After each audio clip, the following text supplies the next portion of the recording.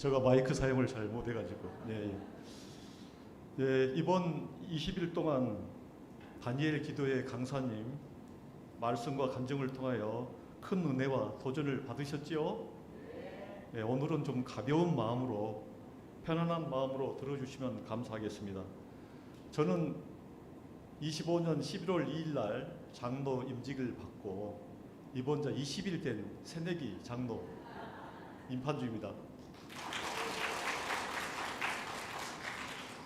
먼저 잠깐 기도하고 시작하도록 하겠습니다. 하나님 아버지, 2025년 다니엘 기도를 통하여 많은 은혜와 도전을 주시니 감사합니다. 오늘은 다니엘 기도의 마지막 날로 받은 은혜를 나누면서 각 교회별 간증 시간을 갖습니다. 부족한 것이 감히 하나님 앞과 여러 성도님 앞에서 우리 교회 간증자로 세움을 받았습니다. 저의 자랑이 되지 않게 하시고 허물과 실수는 덮어주시며 우리 성도님들이 그동안 받은 은혜만 기억하게 하시고 오직 하나님 영광만 드러나게 하옵소서. 예수님의 이름으로 기도합니다. 아멘. 먼저 제 인생의 버팀목이 되어준 성경 말씀 3구절을 읽고 시작하도록 하겠습니다. 같이 한번 읽겠습니다. 화면에 나오시죠? 다 같이 읽겠습니다. 두려워하지 말라. 내가 너와 함께함이라. 놀라지 말라. 나는 내 하나님이 됨이라. 내가 너를 굳세게 하리라. 참으로 너를 도와주리라. 참으로 나의 오른손으로 너를 붙들리라. 아멘. 이사야 41장 10절 말씀은 저의 20대, 30대를 버티게 해주었고, 다음 같이 읽겠습니다. 수고하고 무거운 짐진 자들아 다 내게로 오라. 내가 너희를 쉬게 하리라. 아멘. 마태복음 11장 28절 말씀은 저의 40대, 50대를 버티게 해주었던 말씀입니다. 그리고 항상 기뻐하라. 쉬지 말고 기도하라. 범사에 감사하라. 이것이 그리스도 예수 안에서 너희를 향하신 하나님의 뜻이니라. 아멘. 데살로니가 전서 5장 16절에서 18절 말씀은 60대를 지나고 있는 저의 인생 말씀이 되고 있습니다. 오늘 이 귀한 시간에 이 간증 자리에 서게 된 연유를 먼저 말씀드려야 할 것 같습니다.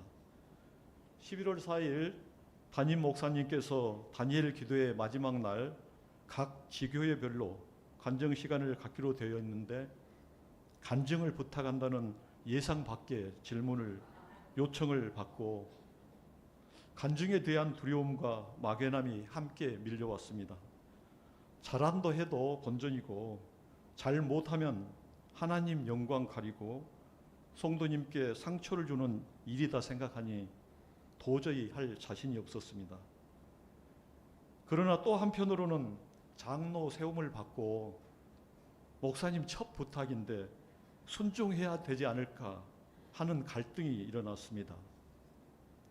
그리고 무엇보다도 내용적으로 다니엘 기도의 강사분들의 간증이나 기독교 방송 등에서 나오는 간증자들처럼 대단한 내용이 있는 것도 아닌데 하고 생각하니 피할 수만 있다면 피하고 싶었습니다.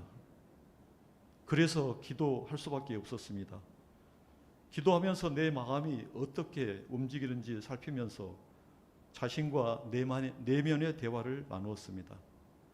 그래도 순종이 제사보다 낫다는 사무엘상 15장 22절 말씀이 마음을 움직이는 것을 느끼면서 용기를 내었습니다. 다음 날 어떻게 말씀드렸을까요? 저는 순종하겠다고 말씀을 드렸습니다. 결론은 딱 하나, 순종하는 마음이었습니다.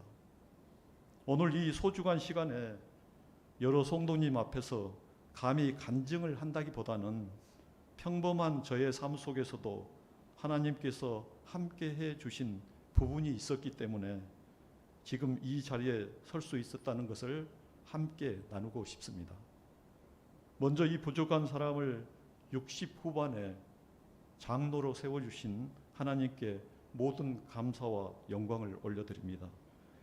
그리고 이 자리까지 인도해 주신 목사님과 함께 기도해 주시고 응원해 주신 성도님들께도 진심으로 감사의 말씀을 드립니다. 너무 집중한 것 같아요. 네. 네. 잠시 가위바위보 인사 한번 하고 가겠습니다. 네, 화면에 나와 있죠. 옆 사람하고 같이 가위바위보 이렇게 하겠습니다. 자, 옆 사람하고 같이 가위바위보. 예, 점점 친해졌죠? 네, 네, 네, 네. 네. 예, 인생 전체 통으로 보니 느리지만 점진적 상승이었습니다. 저는 어릴 때부터 교회를 다녔습니다. 그러나 매주 다닐 수는 없었습니다. 왜냐하면 나무도 해야 하고 논밭 일도 해야 했습니다.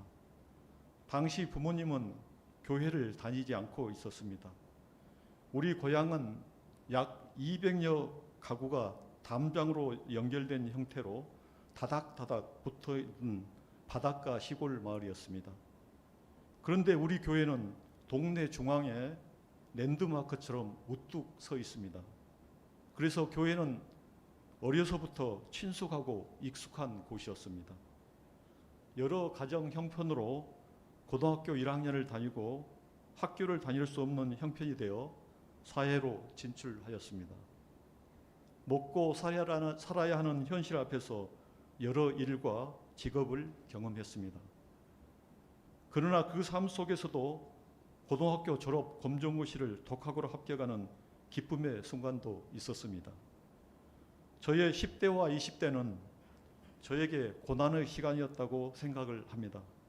그리고 저의 신앙은 신앙이라고 말할 수 없는 상태였습니다. 그리고 30대 젊은 날에 제 신앙은 하나님 중심이 아니었습니다. 예배는 드렸지만 마음은 늘 세상에 가득했고 주일이면 예배만 드리고 다시 세상 속으로 돌아가는 그런 신앙이었습니다. 조금만 더 안정되면 그때 봉사하자, 헌신하자 이렇게 미루며 살았습니다. 또한 자신을 합리화했습니다. 직장 생활이 교대 근무라 온전한 주일 성수도 어려웠습니다. 그래서 주일 성수 가능한 근무지로 배치를 받거나 진급하여 간부가 되는 것이었는데 그게 내가 선택하여 할 수 있는 것이 아니었습니다. 그래서 기도하기도 했습니다. 주일 성수가 가능하게 해달라고. 그렇게 30대부터 선목교회를 다니면서 조금씩 신앙적으로 성장해 가는 과정이 아니었나 생각을 듭니다. 40대에는 기도 응답이 이루어졌습니다. 진급하여 간부가 되니 주일 성수가 가능하게 되었습니다. 뒤돌아보면 저의 모든 삶 속에 함께 하신 하나님이 계셨기에 느리지만 점진적으로 조금씩 올라가는 삶이었습니다. 평범한 일상 속 인생의 순간마다 하나님의 임재를 경험했습니다. 10대에 만난 하나님의 응답을 나누고자 합니다. 아버지는 좀 더 일찍 돌아가셨고 어머님께서 위암으로 고통 중에 계실 때 마을 어르신들이 용한 무당을 불러다 큰 굿을 한번 해보자는 얘기를 들었습니다. 그래서 며칠 후에 큰 굿을 하는 것으로 진행되었습니다. 그때 저의 기도 제목은 한 가지였습니다.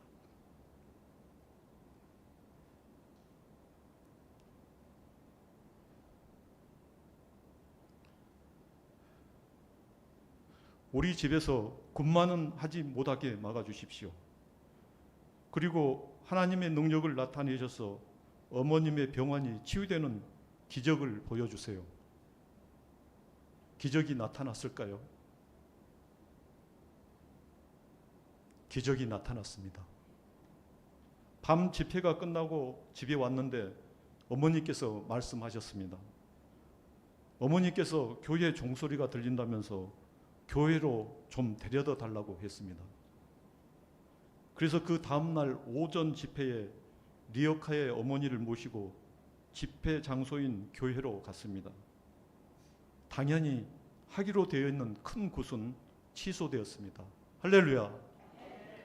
제가 기억하는 최초의 하나님의 기도 응답이었습니다. 그 후 몇 번의 집회 참석과 목사님, 장로님들이 방문하여 집에서 예배가 드려졌습니다. 그리고 며칠 후 어머님은 구원받은 몸으로 하나님의 부르심을 받았습니다. 모든 장례 절차가 목사님 진례로 치러졌고 어머님은 천국에 입성하였습니다. 40대에 만난 하나님의 응답을 나누고자 합니다.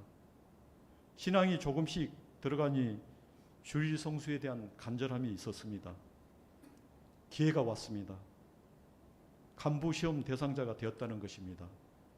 기도했습니다. 가자동 집 옆 설마산에 오르면서 기도 바위를 정하고 오고 갈 때마다 기도하며 열심히 시험 준비를 했습니다. 그런데 이런 생각이 들었습니다. 하나님, 합격시켜 주시려면 수석으로 합격하게 해주세요. 그래야 저의 노력이 아니라 하나님의 응답으로 생각하겠습니다. 결과는 어떻게 되었을까요? 수석으로 응답이 되었습니다. 할렐루야. 저는 생각합니다. 주일 성수 잘하라고 하셨구나. 다음은 저의 삶 속 과정에서 인도하시고 보호하신 하나님을 나누고자 합니다. 장님이 될 수 있었으나 막아주셨고 안진뱅이 되지 않도록 막아주셨습니다. 40대 초반 어느 날 거울을 보니 검은 눈동자를 덮어오는 흰 막이 보였습니다. 그런데 시간이 지날수록 점점 덮어오는 부위가 넓어지고 있었습니다. 안과에 갔습니다. 백내장입니다. 좀 더 빠른 나이에 백내장이 왔네요. 백내장을 치료하는 약은 없고 진행을 조금 늦추는 약만 있을 뿐이며 수술하는 것밖에 없습니다. 그래서 차례대로 두 눈의 백내장 제거 수술을 했습니다. 50대 중반에 수술한 한쪽 눈 인공 수정체가 탈락되어 망막으로 돌아다녀서 재수술하는데 어려움이 있었습니다. 그러나 장님되지 않고 볼 수 있도록 하나님께서 인도해 주셨음을 믿고 있습니다. 40대 후반에 허리 디스크 파열 및 탈출로 수술을 했습니다.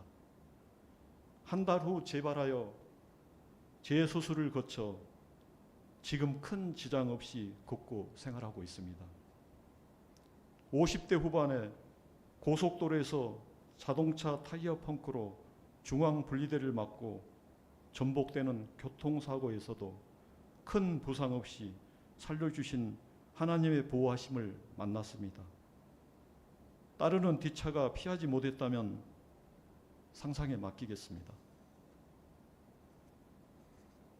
다음은 저의 평범한 삶 속에서 후히 갚아주시는 하나님을 나누고자 합니다. 퇴직금 중간 정산을 받았습니다. 아주 작은 부분을 우리 교회 중고등부 장학금으로 헌금했습니다. 그때 중고등부 교사를 하고 있었습니다. 그런데 하나님께서는 2년 6개월 대학원 5학기 동안 수업료 전액 지급, 월급, 보너스 등 한 푼도 깎이지 않는 유급 연수 기간을 허락해 주셨습니다. 할렐루야. 저는 생각합니다. 부자이신 하나님께서는 저의 보잘것없는 헌신을 받으신 이유는 더 많이 갚아주시기, 즉 되돌려 주시기 위하여 받으신다는 것을 느끼게 되었습니다. 그러나 이러한 외적 보상, 10대 때의 첫 기도응답, 40대의 진급시험, 3번의 눈 수술, 2번의 허리 디스크 수술, 교통사고에서 살리심, 2년 6개월의 대학원 연수 기간 기회 등 하나님의 은혜요 행복감을 느꼈지만 그 유효 시간은 짧습니다. 그러나 그 과정을 통하여 만나 주시고 보호해 주시며 함께 해 주신 하나님의 내적 보상은 그 무엇으로도 대신할 수 없는 자신만이 느낄 수 있는 보상임을 알 수 있었습니다. 마음 깊은 곳에서 주어지는 영적 평안과 변화, 하나님과의 관계 속에서 얻는 깊은 만족감. 그래서 저는 지금도 살아가고 있음을, 살아갈 수 있음을, 넘어지고 실패하더라도 또 다시 일어설 힘이 생기는 이유를 자신도 모르는 사이에 마음으로 느끼고 받았고 받고 있는 하나님의 보상, 곧 은혜였습니다. 인생의 후반전, 남은 생애를 주님과 함께 완주하는 것입니다. 저는 퇴직 전 공로연수 1년을 보냈습니다. 그때 저는 퇴직 후 인생을 어떻게 보내는 것이 좋을지 생각했습니다. 누구나 다 하는 것이죠. 많은 퇴직자들이 퇴직 후 백수가 되면 많은 상황이 연출되지요. 삼식이, 백맨, 바둑이, 그리고 사회에서 바라보는 따가운 시선. 그래서 어르신 일자리 찾기, 아파트 경비, 공사장 안전원 등등 일자리를 찾아 나섭니다. 그러나 모두 다 반겨주지는 않지요. 마치 인생의 실패자인 것처럼 자신감을 잃어갑니다. 나의 의사와 상관없는 정년퇴직을 했으면서도 저는 이런 계획을 세웠습니다. 우리 교회 중고등부 교사 직분을 오랫동안 하면서 우리 청소년 및 청년들이 졸업을 하고 대학을 가거나 사회생활을 시작하면 교회를 떠나는 상황이 안타까웠습니다. 그래서 할 수 있는 일이 없을까 고민하다가 청소년 상담을 공부하면 좀 더 전문적으로 다가갈 수 있지 않을까 해서 퇴직 직전에 상담 심리 및 임상 심리학과 대학원에 입학을 했습니다. 그래서 2년 6개월 대학원 과정을 졸업하고 1년 후 청소년 상담사 국가 자격증과 임상 심리사 국가 자격증을 취득했습니다. 그리고 상담 관련 공부를 지속하여 인지 행동 심리 상담사, 심리 상담사, 가족 상담사, 부부 심리 상담사, 노인 심리 상담사, 분노 조절 상담사, 성폭력 관련 상담원 자격을 취득하여 우리 교회 2층에 위드유 심리 상담센터를 오픈하였습니다. 따라서 우리 교회 등록 성도님께는 무료로 심리 상담을 진행하고 있습니다. 그리고 2024년도에 부천 소재 경찰서 내에 청소년 전담 상담원으로 봉사를 했습니다. 상담을 하면서 가장 큰 은혜는 저 자신의 내적 성장을 이루어가고 있다는 것입니다. 지금까지 많은 내담자를 만나면서 대면, 비대면, 화상 전화등으로 만나면서 심리적 문제와 어려움들을 봤습니다. 저는 상담을 통하여 그런 어려움을 겪고 있는 내담자들의 변화 또는 회복을 보면서 또다시 하나님의 은혜에 감사드릴 수밖에 없었습니다. 그래서 남은 생애를 주님과 함께 완주하는 방법은 하나님 사랑과 이웃 사랑을 내가 할 수 있는 것으로 실천하는 것이라 정했습니다. 그 이유는 제가 기도하는 가운데 60대 중반에 만든 내 인생의 10대 축복과 다짐에서 나는 내가 할 수 있는 것으로 남을 돕는다를 실천할 수 있다고 생각하니 그렇습니다. 여기서 내 인생의 10대 축복과 다짐을 간단히 소개해도 될까요? 네, 감사합니다. 나는 하나님 사랑과 이웃 사랑을 실천한다. 나는 소중한 사람이다. 나는 꿈과 호기심을 갖고 있다. 나는 사랑하고 사랑받는다. 나는 행복하고 행복을 나눈다. 내 인생은 축복이다. 나는 건강한 몸과 마음이 있다. 나는 내가 할 수 있는 것으로 남을 돕는다. 나는 말과 행동에 긍정을 표현한다. 나는 존재로 감사하다입니다. 그래서 내가 할 수 있는 것으로 남을 돕는다를 바로 실천한 것 중 하나가 장기 이식을 원하는 환자와 우리나라 의료기술 발전과 연구에 어려움을 겪고 있다는 인체 장기 시신 기증하는 장기 신체 조직 기능과 기증과 연명치료 교부 사전 연명 의향서 신청서를 등록하였습니다. 이것은 보건소에 가서 하면 됩니다. 그리고 또 한 가지 계획이 있습니다. 그것은 60대에 1000권의 책을 읽어보자입니다.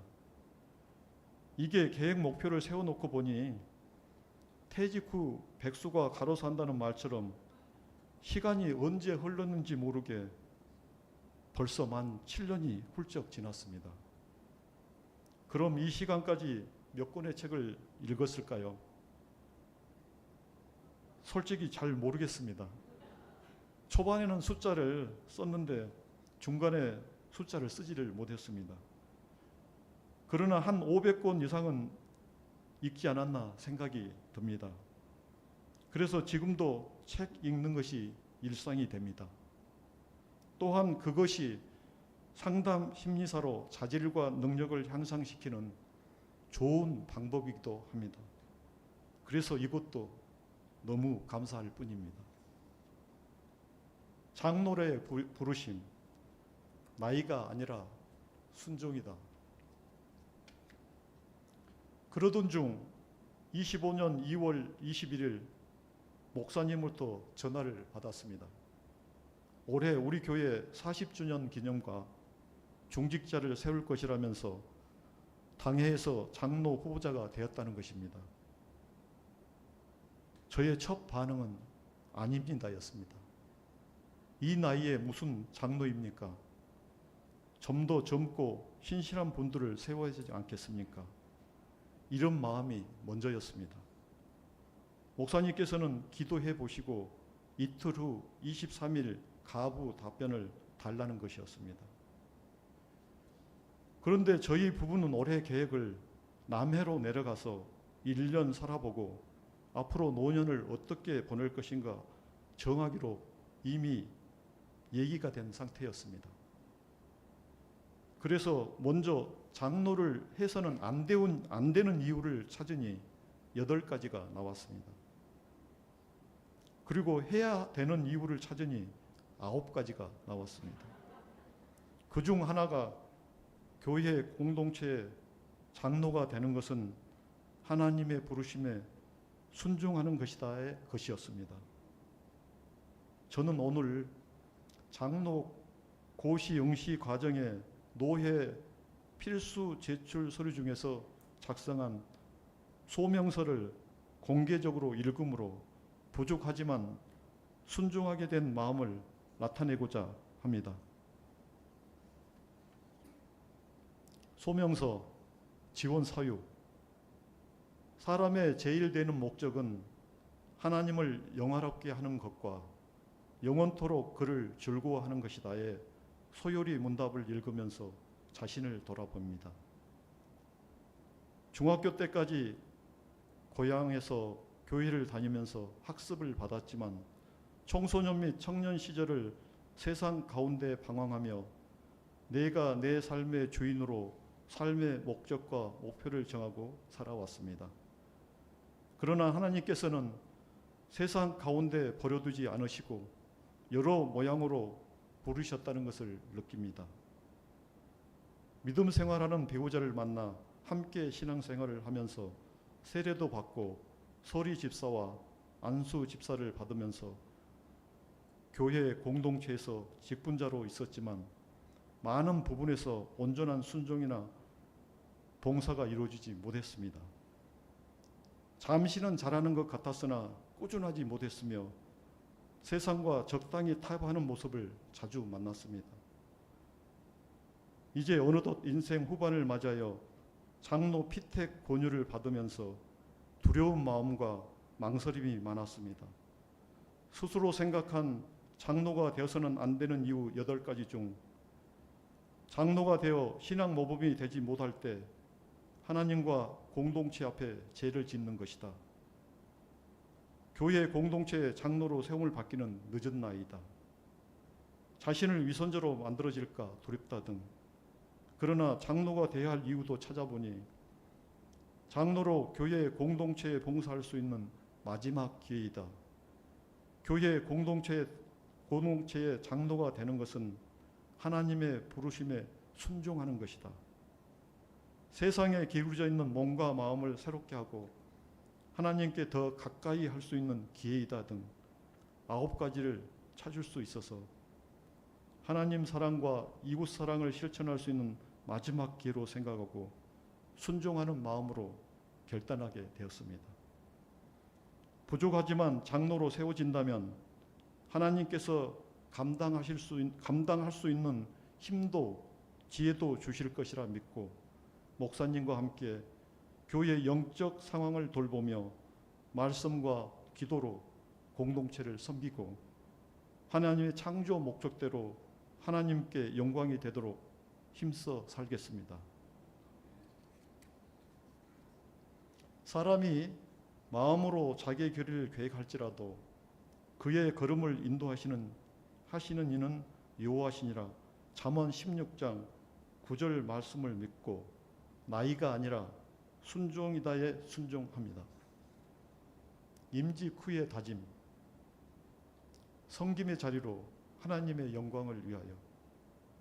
장로의 자리는 명예가 아니라 섬김의 자리라고 믿습니다. 앞에서 이끄는 장로라기보다 뒤에서 밀어주는 일꾼이 되어야 한다고 생각합니다.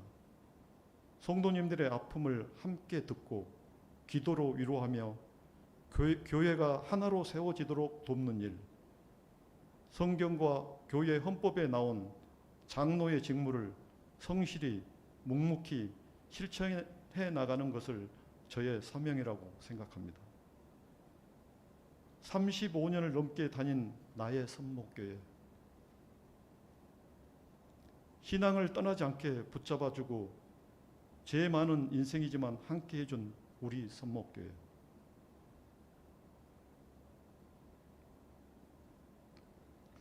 그곳에는 선목교회를 개척하여 38년을 이끌어 주시고 신앙을 키워주신 최성규 원로 목사님, 그리고 은퇴 장로님과 선임 장로님, 형제 성도님들이 있었습니다. 우리 선목교회는 이제 제2 담임 목사님으로 오신 김오식 목사님의 영적 지도 아래 교회여 일어나라, 보라 내가 새 일을 행하리라는 교회의 표를 내걸고 제2의 영적 부흥이 시작되었습니다. 우리는 하나님 안에서 하나 되어 하나님이 미소 짓는 교회 되어야 되겠습니다. 우리 함께 기도합시다. 우리 교회가 하나 되어 누구도 상처받지 않고 소외되지 않는 영적 부흥과 성장을 경험해 나갑시다. 저는 처음 신앙을 심어주며 알게 해준 시골 고향교회를 사랑합니다. 그리고 신앙 성장과 믿음의 공동체로 함께 해준 우리 선목교회를 더욱 사랑합니다. 장로 임직표에 새겨준 성경 말씀, 맡은 자들에게는 주장하는 자세를 하지 말고 양무리의 본이 되라.